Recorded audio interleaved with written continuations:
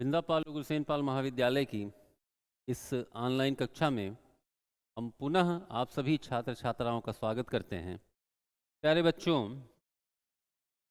हमने पिछली 4 वीडियो के माध्यम से 120 प्रश्नों को हल कर लिया है और 120 प्रश्नों के बाद अब उसी श्रृंखला को हम जारी रखेंगे और आपके सम्मुख 121 से 150 प्रश्नों की 30 प्रश्नों की एक श्रृंखला हम आपके सम्मुख इस वीडियो में लेकर आए हैं।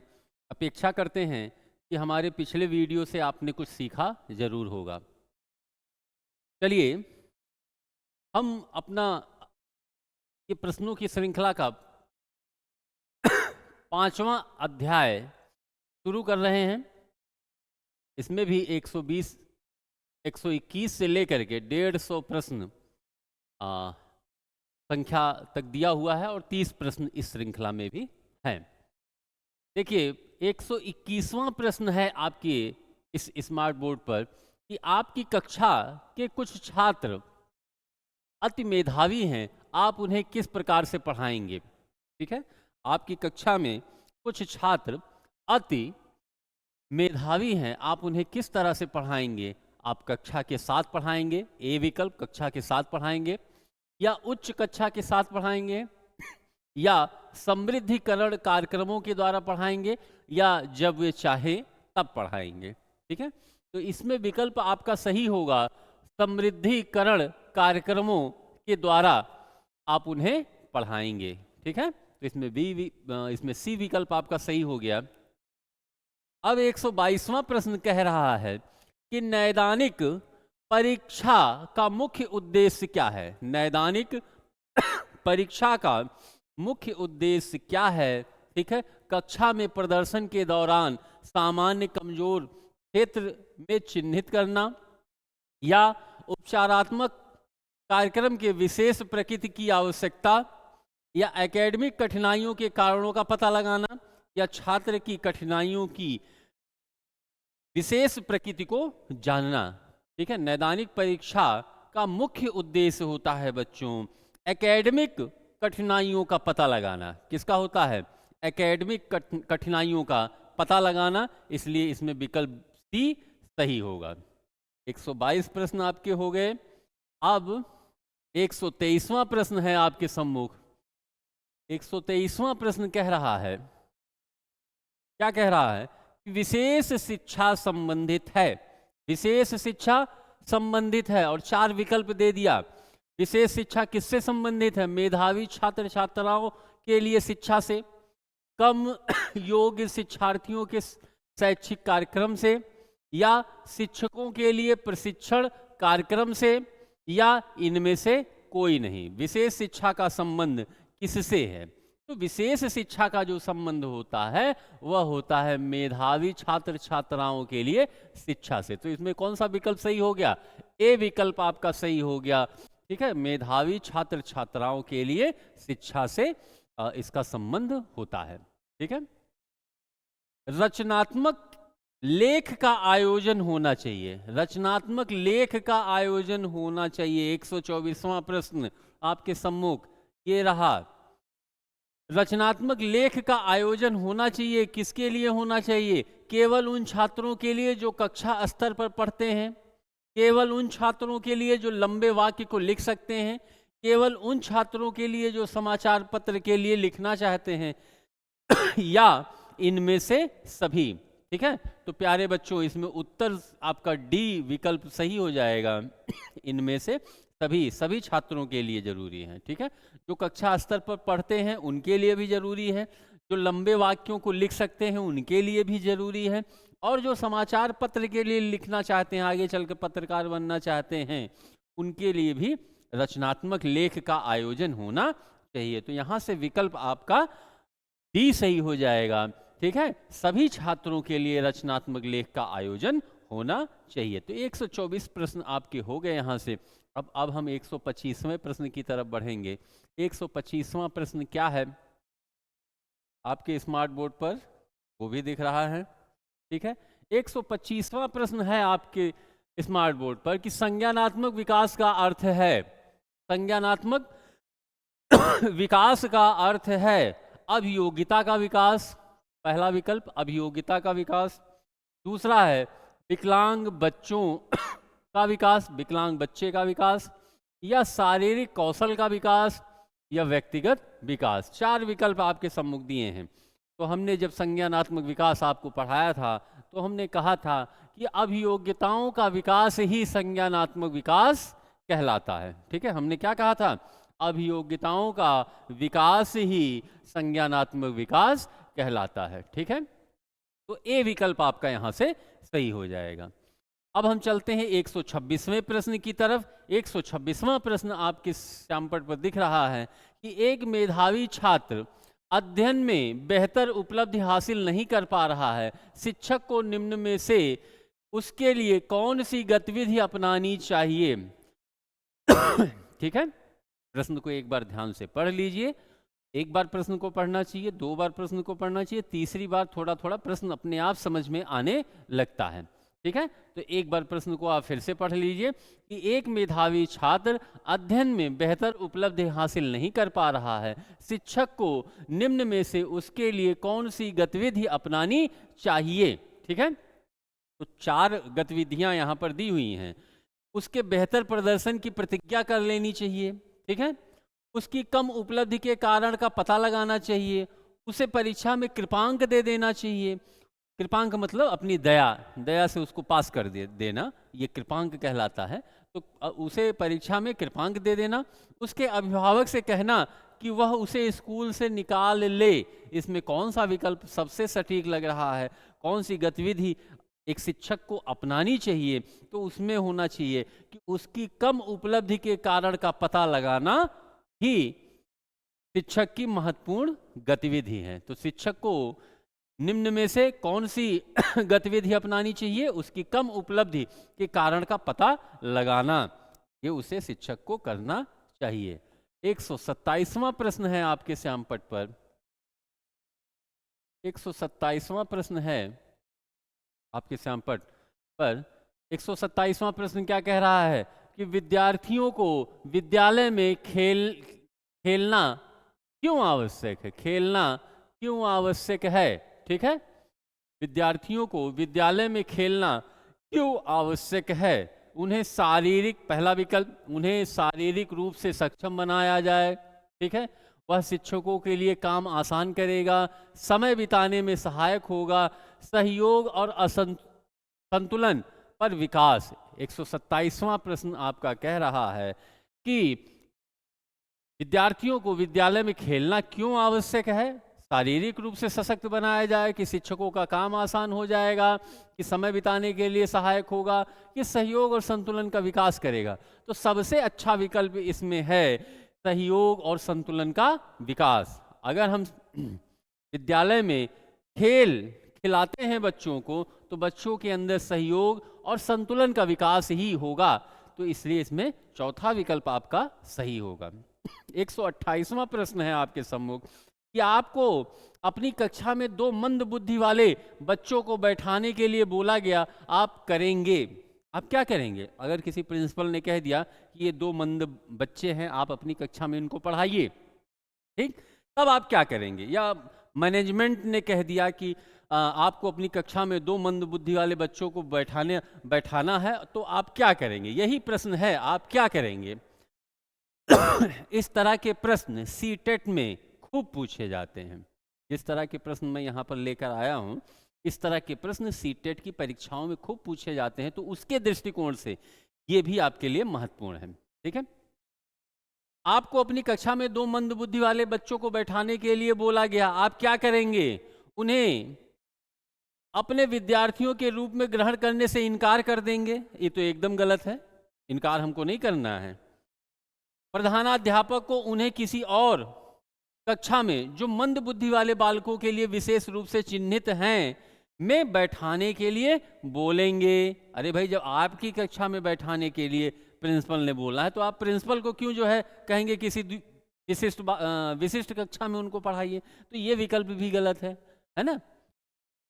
सी विकल्प है आपका कि ऐसे विद्यार्थियों को सिखाने के लिए तकनीक सीखेंगे, एकदम सही है। शिक्षक को चाहिए कि मंद बुद्धि वाले बालकों को कैसे पढ़ाना है, तो इस तकनीक को हमको सीखना होगा, शिक्षक को इस तकनीक को ही सीखना होगा। तो यहाँ से विकल्प आपका सी सही हो जाएगा कि ऐसे विद्यार्थियों को सिखाने की तकनीक हमें सीखना है, और डी भी आपका गलत हो जाएगा। तो 128वें का आपका सी विकल्प सही हो जाएगा।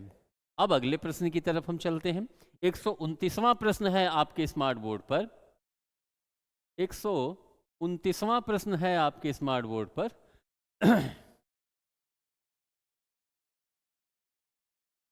कि निम्नलिखित परीक्षणों में से कौन सा 3 अन्य से अलग प्रकार का परीक्षण है? ये 4 परीक्षण दिए हुए हैं आपके श्यामपट पर। 3 एक तरह के परीक्षण है और एक उनमें से भिन्न परीक्षण है। तो यही पूछ रहा है कि निम्नलिखित परीक्षणों में से कौन सा 3 अन्य से अलग प्रकार का परीक्षण है। तो आप देखिए, बिने साइमन जो बुद्धि परीक्षण है, ये वैयक्तिक बुद्धि परीक्षण है। क्या है?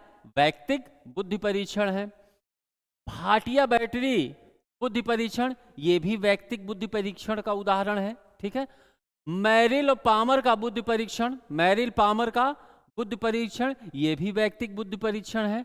अब अंत में बच गया आर्मी बीटा बुद्धि परीक्षण, ये है अशाब्दिक बुद्धि परीक्षण, अशाब्दिक सामूहिक बुद्धि परीक्षण। कौन सा परीक्षण है?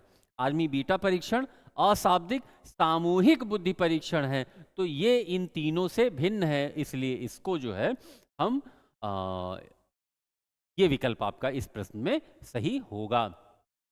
130वां प्रश्न है आपके श्यामपट पर कि कक्षा का एक छात्र पढ़ने लिखने में सामान्य योग्यता प्रदर्शित करता है, परंतु विद्यालय के समारोह में गीत गाकर सभी आगंतुकों का मन मोह लेता है।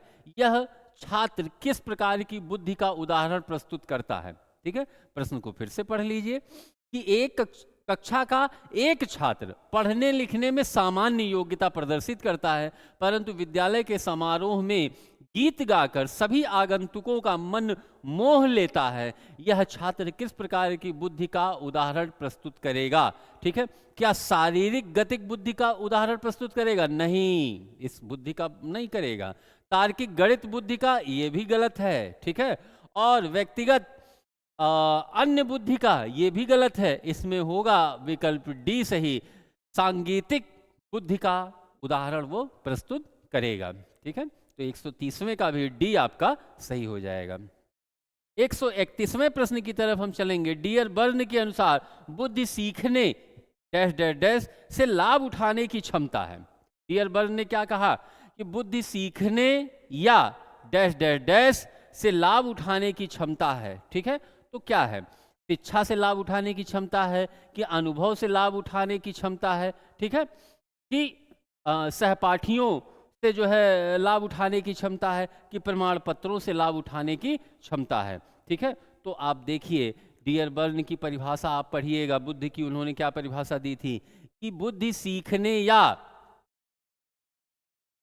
अनुभव से लाभ उठाने की क्षमता है। तो यहां पर आपका विकल्प बी सही हो जाएगा। डियर बर्न के मतानुसार बुद्धि सीखने या अनुभव से लाभ उठाने की क्षमता कहलाती है। ये डियर बर्न की परिभाषा है। ठीक है, अब हम 132वें प्रश्न की तरफ चलेंगे।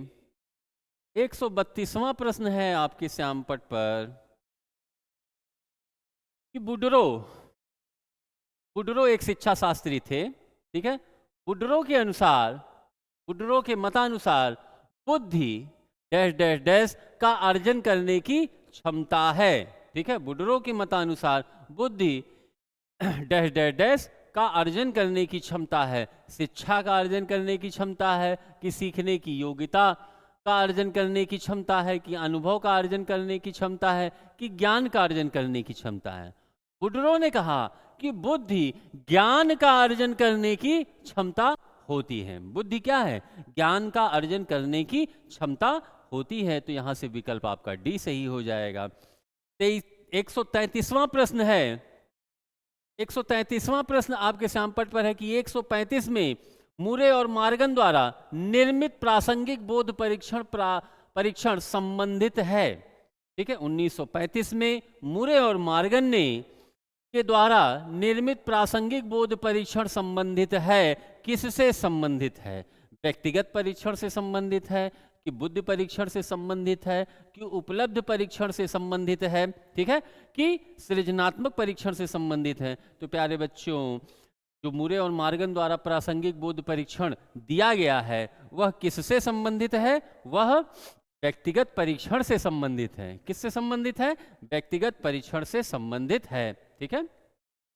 बुद्धि परीक्षण से नहीं संबंधित है, वह उपलब्ध परीक्षण से भी नहीं संबंधित है, वह सृजनात्मक परीक्षण से भी संबंधित नहीं है, ठीक है। चलिए 134वां प्रश्न हम देखते हैं कि अभिप्रेरणा का मूल प्रवृत्ति सिद्धांत के प्रतिपादक का क्या नाम है? टेट की परीक्षा में खूब पूछा गया है ये प्रश्न, ठीक है। अभिप्रेरणा की मूल प्रवृत्ति के अभिप्रेरणा के मूल प्रवृत्ति सिद्धांत के प्रतिपादक का नाम है, तो नो डाउट अभिप्रेरणा के मूल प्रवृत्ति के सिद्धांत के प्रतिपादक विलियम मैकडूगल हैं। कौन है? विलियम मैकडूगल हैं। हल नहीं है, थॉर्नडाइक नहीं है, सिगमंड फ्रायड नहीं है, ठीक है। ये आपका हो गया। 135वां प्रश्न है कि बुद्धि परीक्षणों का जनक किसे माना जाता है? ठीक है, बहुत ही सरल भी प्रश्न है और ये भी टेट की परीक्षाओं में खूब पूछा गया है। बुद्धि परीक्षणों का जनक किसे माना गया है? बिने को माना गया है कि स्पीयरमैन को माना गया है कि टर्मन को माना गया है कि थॉर्नडाइक को माना गया है? बुद्धि परीक्षणों का जनक माना गया है बिने को। किसको माना गया है? बिने को। तो 135 प्रश्न आपके यहाँ से कंप्लीट हो गए, ठीक। 136वें प्रश्न की तरफ हम चलेंगे। 136वां प्रश्न आपके इस स्मार्ट बोर्ड पर दिख रहा होगा। 136वां प्रश्न, महिला मनोवैज्ञानिक हर्लॉक का विचार है कि बच्चे की मुख्य आवश्यकताएं उसके सीखने में डैश डैश डैश डैश का कार्य करती हैं। उद्दीपन का कार्य करती हैं कि अनुक्रिया का कार्य करती हैं कि पुनर्बलन का कार्य करती हैं कि अधिगम का कार्य करती हैं। तो हर्लॉक जो महिला मनोवैज्ञानिक थी, इन्होंने कहा कि सीखने में उद्दीपन का कार्य करती हैं। किसका कार्य करती हैं? उद्दीपन का कार्य करती हैं। तो यहां से विकल्प ए आपका सही हो जाएगा, ठीक है। अब अगला प्रश्न हम देखते हैं। 137वां प्रश्न, बुद्धि के क्रमिक विकास के सिद्धांत के प्रतिपादक कौन है? बुद्धि के क्रमिक विकास के सिद्धांत के प्रतिपादक का नाम पूछ रहा है। आपके श्यामपट पर दिख रहा होगा थॉर्नडाइक, टर्मन, बर्ट और बर्नन और विलियम वुंड। इसमें से कौन आपके सही होंगे? तो 137वें प्रश्न का उत्तर हो जाएगा आपका बर्ट और बर्नन। इन्होंने क्रमिक विकास के सिद्धांत को प्रतिपादित किया। अब चलते हैं 138वें प्रश्न की तरफ। 138वां प्रश्न आपके श्यामपट पर दिख रहा होगा कि बुद्धिमापन के कार्य को सर्वप्रथम मनोवैज्ञानिक आधार प्रदान करने का श्रेय किसको जाता है? ठीक है, बुद्धिमापन के कार्य को सर्वप्रथम वैज्ञानिक आधार प्रदान करने का श्रेय किसको जाता है? विलियम वुंड को जाता है कि अल्फ्रेड बिने को जाता है कि थॉर्नडाइक और टर्मन को जाता है कि पावलोव को जाता है? प्यारे बच्चों, बुद्धिमापन के कार्य को सर्वप्रथम वैज्ञानिक आधार देने का श्रेय विलियम वुंड को जाता है। किसको जाता है? विलियम वुंड को जाता है। तो 138वें का आपका ए विकल्प सही हो जाएगा। अब हम आगे बढ़ते हैं, 139वें प्रश्न की तरफ चलते हैं। 139वां प्रश्न आपके श्यामपट पर दिख रहा है कि बुद्धि की विशेषताओं के संदर्भ में प्रस्तुत कथनों में से कौन सा कथन उचित नहीं है? ठीक है, फिर वही चीज नहीं है, तो पहले हमको है का ज्ञान करना है, नहीं अपने आप आ जाएगा। बुद्धि की विशेषताओं के संदर्भ में प्रस्तुत कथनों में से कौन सा कथन उचित है? पहले हमको ये ध्यान देना है उचित है, हमको नहीं पर नहीं ध्यान देना है। ठीक है, तरीका यही होता है, आप पहले है की खोज कर लीजिए, नहीं अपने आप आपके सम्मुख आ जाएगा। ठीक है, 139वां प्रश्न आपके श्यामपट पर ये दिख रहा है और कह रहा है कि बुद्धि के संदर्भ में कौन सा कथन उचित नहीं है, तो हमको है कि खोजना है। बुद्धि विद्यालय जीवन के दौरान श्रेष्ठ प्रदर्शन करने की योग्यता है, खाली विद्यालय जीवन में, उसके बाहर नहीं। तो ये कथन जो है गलत है, ये कथन सत्य नहीं लग रहा है। ठीक है, उचित नहीं है। बुद्धि बहुआयामी है, इसमें अनगिनत पहलू होते हैं, ये कथन उचित है। बुद्धि परिवर्तनशील होती है, तो ये कथन भी उचित है। बुद्धि परिवर्तनशील होती है। बुद्धि का सही अर्थ उसके उपयोग के माध्यम से समस्या समाधान की योग्यता से है, तो ये कथन भी उचित है। तो पहला जो कथन था वह उचित नहीं लग रहा है। तो अब प्रश्न पर आ जाइए। प्रश्न क्या कह रहा है? कौन सा कथन उचित नहीं है? कौन सा कथन उचित नहीं है? तो इसमें विकल्प ए आपका सही हो जाएगा कि बुद्धि विद्यालय जीवन के दौरान श्रेष्ठ प्रदर्शन करने की योग्यता नहीं है। ठीक है, चलिए 140वां प्रश्न आपके श्यामपट पर दिख रहा है। 140वां प्रश्न क्या है कि प्रायः बच्चे और बच्चियां विद्यालय में स्वयं के विचारों या अपनी समझ के अनुसार कार्यशैलियों के संदर्भ में संकोच प्रदर्शित करते हैं। इस संदर्भ में संकोच प्रदर्शित करते हैं। ठीक है, 140वां प्रश्न क्या कह रहा है कि प्रायः बच्चे और बच्चियां विद्यालय में स्वयं के विचारों या अपनी समझ के अनुसार कार्यशैलियों के संदर्भ में संकोच प्रदर्शित करते हैं। क्योंकि ठीक है, क्योंकि वे अपने अनुभवों को अपनी भाषा में अभिव्यक्त करना अनावश्यक समझते हैं। नहीं, ये नहीं होगा। ठीक है, वे अन्य बच्चों को अपनी भाषा के विषय में अनभिज्ञ रखना चाहते हैं। ये भी नहीं होगा। ठीक है, वे शिक्षक और शिक्षिका की डांट फटकार से डरते हैं। ये भी नहीं होगा। ठीक है, वह जिस भाषा में सहज अभिव्यक्ति कर सकते हैं वह विद्यालय से स्वीकृत नहीं होती। तो अक्सर इसी वजह से बच्चे और बच्चियां विद्यालय में संकोच प्रदर्शित करते हैं। वो क्षेत्रीय भाषाओं में बोलना उन्हें अच्छा लगता है। खड़ी बोली में या इंग्लिश में बोलना उन्हें जो है थोड़ा सा कठिन भी लगता है और थोड़ा उसमें संकोच भी करते हैं, क्योंकि वो उनकी मातृभाषा तो है नहीं। जो क्षेत्रीय भाषाएं होती हैं जैसे भोजपुरी भाषा, अवधी भाषा, ब्रिज भाषा, तो इस भाषा में वो सहज अभिव्यक्ति कर सकने में सक्षम होते हैं, लेकिन खड़ी बोली में और अंग्रेजी में संकोच प्रदर्शित करते हैं। इसलिए यह विकल्प आपका सही हो जाएगा। तो 140वें का आपका डी विकल्प सही हो जाएगा। ठीक है, अब हम चलते हैं अगले प्रश्न की तरफ। 141वां प्रश्न क्या कह रहा है? 141वां प्रश्न आपके श्यामपट पर दिख रहा है कि जीन पियाजे के संज्ञानात्मक विकास के सिद्धांत में पूर्व संक्रियात्मक अवस्था में, किस अवस्था में? पूर्व संक्रियात्मक अवस्था में संज्ञानात्मक विकास का गुण होता है। संज्ञानात्मक विकास का क्या गुण होता है? वह परिकल्पित निगमनात्मक सोच रखता है बालक, या संरक्षण और पदार्थ को क्रमबद्ध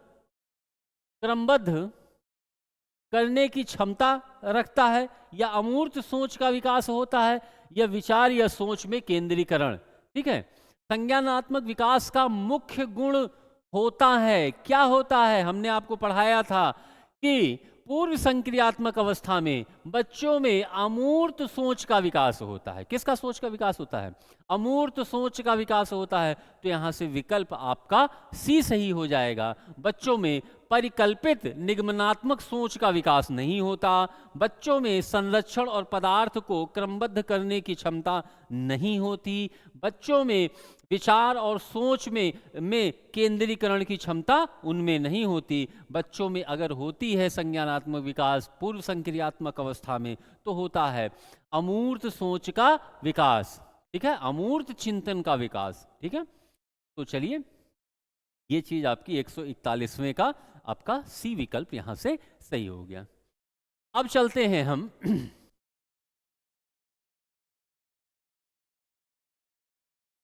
अगला प्रश्न। बड़ा ही अच्छा प्रश्न है। जीन पियाजे के संज्ञानात्मक विकास के सिद्धांत के अनुसार जन्म से किशोरावस्था तक बच्चों में निम्नलिखित योग्यताओं के क्रम को व्यवस्थित कीजिए।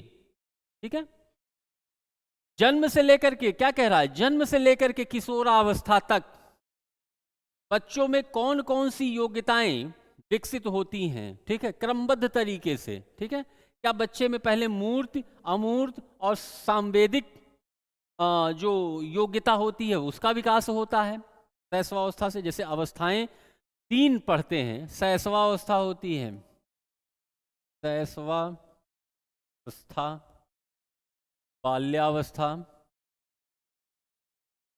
बाल्यावस्था, और किशोरावस्था, अवस्था। ये 3 अवस्थाएं होती हैं, शैशवावस्था, बाल्यावस्था और किशोरावस्था। तो तीनों अवस्थाओं में यही तो पूछ रहा है कि किशोरावस्था तक बच्चों में निम्नलिखित योग्यताओं के क्रम को व्यवस्थित कीजिए। कौन सी योग्यता उनके अंदर होती है, शैशवावस्था में कौन सी होती है, फिर बाल्यावस्था में कौन सी होती है, फिर किशोरावस्था में कौन सी होती, यही पूछा जा रहा है। ठीक है, तो देखिए शैशवावस्था में मूर्त चिंतन नहीं होता, तो ये विकल्प आपका गलत हो गया। ठीक है, ऐसे इसको करते हैं। शैशवावस्था में अमूर्त चिंतन, ये भी नहीं होता। शैशवावस्था में सांवेदिक, हाँ ये होता है, सांवेदिक होता है। ठीक है, तो अभी के लिए ये विकल्प सही मान लेते हैं। फिर बाल्यावस्था में मूर्त, ये भी सही लग रहा है, बाल्यावस्था में मूर्त होता है। और किशोरावस्था में अमूर्त चिंतन जा करके हो जाता है। ठीक, फिर डी देख लीजिए, शैशवावस्था में अमूर्त एकदम नहीं होगा, तो ये विकल्प आपका गलत हो गया। इसमें से विकल्प क्या होगा, शैशवावस्था में सांवेदिक चिंतन, ठीक है, जो संवेदनाओं से होती है। ठीक है, इंद्रिय जन्य इसको भी हम कह सकते हैं, इंद्रिय जन, इंद्रियों से हमें जो है ज्ञान मिलता है, तो ये सांवेदिक हो गई। मूर्त चिंतन वो बाल्यावस्था में विकसित होता है। मूर्त चिंतन बाल्यावस्था में जिन चीजों को बच्चा देखता है उन्हीं के बारे में वो सोचता है। और किशोरावस्था में जाकर के बच्चा अमूर्त चिंतन करने लगता है। ठीक है, जो चीजें दिखाई नहीं देती, जैसे ईश्वर क्या है, आत्मा क्या है, परमात्मा क्या है, मृत्यु क्या है, स्वर्ग क्या है, तो किशोरावस्था में जाकर के अमूर्त चिंतन का विकास हो जाता है। किशोरावस्था में जाकर के अमूर्त चिंतन का विकास होता है। तो यहां से आपका सी विकल्प सही हो जाएगा, सांवेदिक, मूर्त और अमूर्त चिंतन का विकास बच्चों में होता है। तो ये विभिन्न अवस्थाएं, जन्म से लेकर के किशोरावस्था तक की जो बच्चों में योग्यता पूछ रहा था ये प्रश्न, उसमें आपका सी विकल्प सही हो जाएगा। 142 आपका प्रश्न हो गया। अब हम 143वें प्रश्न की तरफ चलेंगे। 143वां प्रश्न क्या कह रहा है कि जीन पियाजे के मतानुसार किस आयु के अंतर्गत बच्चों को सहज ज्ञान युक्त अवस्था में माना जा सकता है। ठीक है, प्रश्न क्या है कि जीन पियाजे के मतानुसार किस आयु सीमा के अंतर्गत बच्चों को सहज ज्ञान युक्त अवस्था में माना जा सकता है। 0 से लेकर के 2 वर्ष की आयु सीमा तक, या लगभग 2 से लेकर के 4, या 4 से लेकर के 7, या 7 से लेकर के 11 वर्ष की आयु सीमा के अंतर्गत आने वाले बच्चों को माना जा सकता है। ध्यान से इस प्रश्न को पढ़ेंगे तो आपका उत्तर आ जाएगा, सी उत्तर आपका सही है। ठीक है, कि जीन पियाजे के मतानुसार 4 से लेकर के 7 वर्ष की आयु के सीमा के अंतर्गत आने वाले बच्चों को सहज ज्ञान युक्त अवस्था में माना जा सकता है।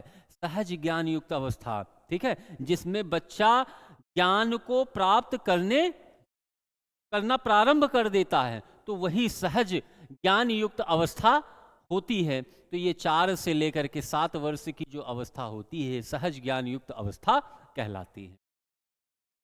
144वां प्रश्न है कि सीखने को प्रभावित करने वाला सबसे महत्वपूर्ण कारक है। ठीक है, ये प्रश्न थोड़ा सा कंफ्यूजन वाला प्रश्न है। ठीक है, अलग अलग लोग इसके बारे में अलग अलग मत अपना देंगे, लेकिन इस प्रश्न में मेरा क्या मत है मैं आपको ये चीज बताऊंगा, क्योंकि इस प्रश्न में देखिए चारों विकल्प हमको सही लग रहे हैं कि सीखने को प्रभावित करने वाला सबसे महत्वपूर्ण कारक क्या है। प्रेरणा सीखने को प्रभावित करती है। ठीक है, ध्यान भी सीखने को प्रभावित करती है, रुचि भी सीखने को प्रभावित करती है, स्मृति भी सीखने को प्रभावित करती है। अब देखिए, सबसे महत्वपूर्ण कारक पूछ रहा है, ठीक है। सबसे महत्वपूर्ण कारक, अगर इसमें हमको ध्यान देना है कि सबसे ज्यादा महत्वपूर्ण कारक कौन सा होता है, तो प्यारे बच्चों, सबसे महत्वपूर्ण कारक होता है रुचि, ठीक है। हमने अधिगम को जब पढ़ाया था तो हमने ये चीज कही थी कि अधिगम तभी संभव है, अधिगम तभी होगा जब बालक के मन में रुचि उत्पन्न होगी, किसी कार्य को करने के लिए उसकी इच्छा उत्पन्न होगी, जिज्ञासा उत्पन्न होगी, कौतूहल उत्पन्न होगा उसके अंतर्मन में, ठीक है। जब उसके मन मस्तिष्क में हलचल होगी, ठीक है, हलचल मतलब रुचि उत्पन्न होगी, तभी वह किसी कार्य को करने के लिए इच्छुक होगा, ठीक है, तभी उसका अधिगम होगा, ठीक। आप लाख उसको प्रेरणा देते रहिए, अधिगम कभी नहीं होगा। अगर बच्चे की रुचि नहीं है तो प्रेरणा का कोई अस्तित्व ही नहीं रह जाएगा, ठीक है। ध्यान, जब बच्चा किसी चीज में रुचि ही नहीं लेगा तो ध्यान का कहां से प्रश्न आएगा, तो ध्यान भी उतना महत्वपूर्ण कारक नहीं होता।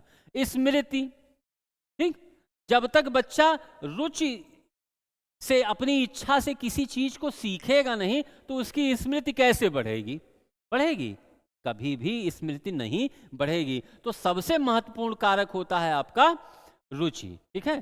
सीखने को प्रभावित करने वाले सबसे महत्वपूर्ण कारक में अगर मुझसे इसका उत्तर आप जानना चाहते हैं तो मैं तो यही कहूंगा कि सबसे अधिक महत्वपूर्ण कारक जो होता है वह रुचि होती है, ठीक है। अगर रुचि बालक के अंदर नहीं है तो वह कभी भी सीख नहीं सकता। 145वां प्रश्न आपके सम्मुख दे रहा है कि वे प्रेरक, 145वां प्रश्न क्या है कि वे प्रेरक जिन्हें व्यक्ति अपने प्रयासों से प्राप्त करता है, ठीक है।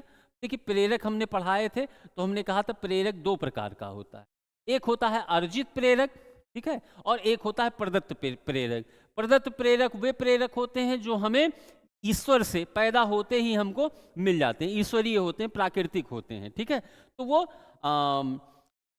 प्रदत्त प्रेरक कहलाते हैं। और एक प्रेरक होता है जिसमें बालक या व्यक्ति स्वयं प्रयास करता है, तो उसको हम अर्जित प्रेरक कहते हैं। वही चीज तो यहाँ भी पूछ रहा है कि वे प्रेरक जिन्हें व्यक्ति अपने प्रयासों से प्राप्त करता है अर्जित प्रेरक कहलाएगा। क्या कहलाएगा? अर्जित प्रेरक कहलाएगा, ठीक है। तो 145वां प्रश्न आपका यहाँ से कंप्लीट हो गया। अब हम 146वें प्रश्न की तरफ बढ़ेंगे। 146वां प्रश्न आपके श्यामपट पर कह रहा है, क्या कह रहा है? 146वां प्रश्न आपके श्यामपट पर कह रहा है कि आदत और अभिवृत्तियों के अर्जन को ही माना है, आदत और अभिवृत्तियों के अर्जन को ही माना है। क्या माना है? अधिगम माना गया है कि स्थानांतरण माना गया है कि परिपक्वता माना गया है कि अभिप्रेरणा माना गया है? प्यारे बच्चों, आदत और अभिवृत्तियों के अर्जन को अधिगम माना जाता है। क्या माना जाता है? अधिगम माना जाता है। तो यहां से आपका विकल्प ए आपका सही हो जाएगा। 147वां प्रश्न है आपके श्यामपट पर कि अधिगम स्थानांतरण का सिद्धांत है। अधिगम स्थानांतरण का सिद्धांत क्या है? मानसिक शक्तियों का सिद्धांत है, एकदम सही है, मानसिक शक्तियों का सिद्धांत है। समान तत्वों का सिद्धांत है, ये भी सही है, समान तत्वों का सिद्धांत है। सामान्यीकरण का सिद्धांत है, तो ये भी आपका सही है, सामान्यीकरण का सिद्धांत है। अधिगम स्थानांतरण का सिद्धांत क्या है? सामान्यीकरण का सिद्धांत है। तो इसमें विकल्प डी आपका सही हो जाएगा, उपर्युक्त सभी। अधिगम स्थानांतरण का जो सिद्धांत है वह इन चीजों पर डिपेंड करता है, तो ये आपका उत्तर नंबर डी सही हो जाएगा, ठीक। 148वां प्रश्न है कि जब कोई बालक, 148वां प्रश्न है कि जब कोई बालक सीखने को तत्पर होता है तब वह चीजों को जल्दी से सीख लेता है, यह सीखने के किस नियम के अंतर्गत आता है? ठीक है, सीखने को जब तक कोई बालक तत्पर नहीं होगा वह किसी चीज को सीख नहीं पाएगा। प्रश्न यही कह रहा है कि जब कोई बालक सीखने को तत्पर होता है तब वह चीजों को जल्दी सीख लेता है। यह सीखने के किस नियम के अंतर्गत आता है? प्रभाव के नियम के अंतर्गत आता है, तत्परता के नियम के अंतर्गत आता है, कि अभ्यास के नियम के अंतर्गत आता है, कि इनमें से कोई नहीं? प्यारे बच्चों, जब हमने आपको थांडाई के सीखने के 3 नियम बताए थे, तो पहला जो नियम था तत्परता का नियम, उसमें यही चीज तो हमने आपको बतलाई थी कि जब तक बालक किसी कार्य को करने के लिए तत्पर नहीं होगा वह उस कार्य को सीख नहीं पाएगा, और बालक अगर किसी कार्य को करने के लिए तत्पर है तो वह उस कार्य को जल्दी से सीख लेता है। तो यह कहलाएगा तत्परता के नियम के अनुसार। ठीक है, 148वां प्रश्न यहाँ से आपका कंप्लीट हो गया। अब हम आगे प्रश्न चलते हैं। सेकंड लास्ट प्रश्न है आपके सम्मुख। सेकंड लास्ट प्रश्न है, सीखने के किस सिद्धांत के अंतर्गत व्यक्ति संपूर्ण परिस्थितियों के प्रत्यक्षीकरण के आधार पर सीखता है? प्रश्न को जरा ध्यान से पढ़िए, आपको अपने आप ही समझ में आ जाएगा कि सर जी ने इस चीज को पहले ही पढ़ा रखा है। ठीक, कि सीखने के किस सिद्धांत के अंतर्गत व्यक्ति संपूर्ण परिस्थितियों के प्रत्यक्षीकरण के आधार पर सीखता है। संपूर्ण परिस्थितियों का प्रत्यक्षीकरण है ना, हमारे आसपास जो भी चीजें हैं पहले उनको हम देख लें, फिर अपनी समस्या का समाधान अगर हम कर लेते हैं तो यह होता है, ठीक है, अंतर्दृष्टि के सिद्धांत में। ठीक है, चिंपैंजी को यही तो प्रयोग हमने बताया था कि कोहलर ने एक बंद कमरे में चिंपैंजी को रख दिया और छड़ी रख दिया, तो अपने आसपास के वातावरण के पहले क्या करता है, प्रत्यक्षीकरण करता है और फिर सीख लेता है। तो ये अंतर्दृष्टि के सिद्धांत में होगा, ये प्रश्न भूल के सिद्धांत में नहीं आधारित है, ये जो है संबंध प्रतिक्रिया के सिद्धांत पर नहीं आधारित है, ये अनुकरण के सिद्धांत पर नहीं आधारित है। अनुकरण का सिद्धांत, ठीक है, आपसे कोई पूछे कि अनुकरण के सिद्धांत के प्रतिपादक कौन है, तो यहाँ पे आप बताइए अरस्तु। अरस्तु जो है अनुकरण के सिद्धांत के प्रतिपादक माने जाते हैं, और इनके सहयोग, इसके बाद अगर इस विचारधारा का समर्थन किसी शिक्षा शास्त्री ने किया है तो प्लेटो ने भी अनुकरण के सिद्धांत पर बल दिया है। ठीक है, तो सीखने के किस सिद्धांत के अंतर्गत व्यक्ति संपूर्ण परिस्थितियों का प्रत्यक्षीकरण के आधार पर सीखता है? अंतर्दृष्टि के सिद्धांत के आधार पर ही सीखता है। चलिए 150वां प्रश्न आपके श्यामपट पर दिख रहा है कि भाटिया बैटरी परीक्षण संबंधित है। भाटिया बैटरी परीक्षण किससे संबंधित है? अभिरुचि से संबंधित है, कि व्यक्तित्व से परीक्षण से संबंधित है, कि बुद्धि परीक्षण से संबंधित है, कि इनमें से कोई नहीं। भाटिया बैटरी परीक्षण जो होता है वह बुद्धि परीक्षण से संबंधित होता है। किससे संबंधित होता है? बुद्धि परीक्षण से संबंधित होता है। ठीक है, भाटिया बैटरी परीक्षण बुद्धि परीक्षण से संबंधित होता है। तो प्यारे बच्चों, 121वें प्रश्न से लेकर के 150 प्रश्नों की इस श्रृंखला को हमने आपको समझाया है। अपेक्षा करते हैं कि पिछली श्रृंखला के आधार पर आप इस श्रृंखला को भी अच्छे ढंग से पढ़ेंगे और तैयार करेंगे। अगली वीडियो में हम इसके आगे 151वें प्रश्न से शुरू करेंगे और 180 प्रश्न की 30 प्रश्नों की एक श्रृंखला आपके सम्मुख फिर लेकर उपस्थित होंगे, जिससे आपकी जो टेट की परीक्षा है, जो आपकी बिहार टेट की परीक्षा है, आप उसमें जरूर सफल हो सकें। तो ऐसी शुभकामना के साथ हम इस वीडियो को यहीं पे समाप्त करते हैं। अगले वीडियो में फिर आपसे मुलाकात होगी, तब तक के लिए धन्यवाद।